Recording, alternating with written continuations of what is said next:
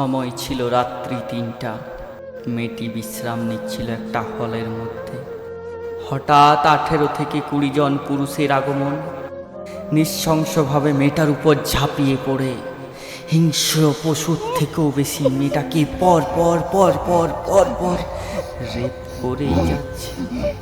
মেয়েটা আত্মচিৎকার করে বলছে, বাঁচাও, কে কোথায় আছো, বাঁচাও। আমি সত্যের জন্য লড়াই করেছি বলে কি আজ আমায় এই শাস্তি? কে কোথায় আছো, বাঁচাও।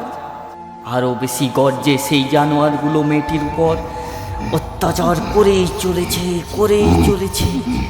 শেষ পর্যন্ত মেয়েটি মৃত্যুর মুখে।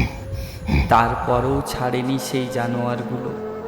তার চোখের থেকে জলের বদলে ঝরঝর করে রক্ত বেরোচ্ছে। পুরো শরীরে ১১৩খানা কামড়, প্রায় ১৫০ গ্রাম বীর্য। গোলার হাত দিয়ে এমনভাবে চেপেছে যে গোলার হাড় একটা ভেঙে গেছে। শেষ পর্যন্ত সে মৃত্যুবরণ করল।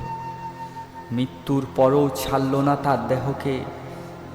শেষে খবর এলো বাবা মায়ের কাছে, তার মেয়ে আত্মহত্যা করেছে।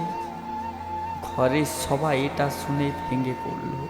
আত্মচিৎকার করে বলছে, না, এ হতে পারে না, এ হতে পারে না, এ হতে পারে না। আর এদিকে সবাই বিচার চাইছে। বিচারে আসছে সত্যির পথে লাঠি, মারধর। এটাই চলছে আমাদের বাস্তবে। আগে দেশের স্বাধীনতা না পাওয়ায় দোষারোপ করত ইংরেজদের, আর এখন দেশ স্বাধীন হওয়ার পরেও নিজেরাই নিজেদের মধ্যে বিবাদ করে চলেছি। আজ হয়তো এই মেয়েটার সাথে হয়েছে, কাল দিন নিজেদের কারোর সাথে হবে। তাই আমাদের হাত গুটিয়ে রেখে ঘরে বসে থাকলে চলবে না। এর সঠিক বিচার হওয়া উচিত। প্রত্যেক দোষীদের শাস্তি পাওয়া উচিত, যাতে দ্বিতীয়বার এমনটি কারো সাথে না ঘটে।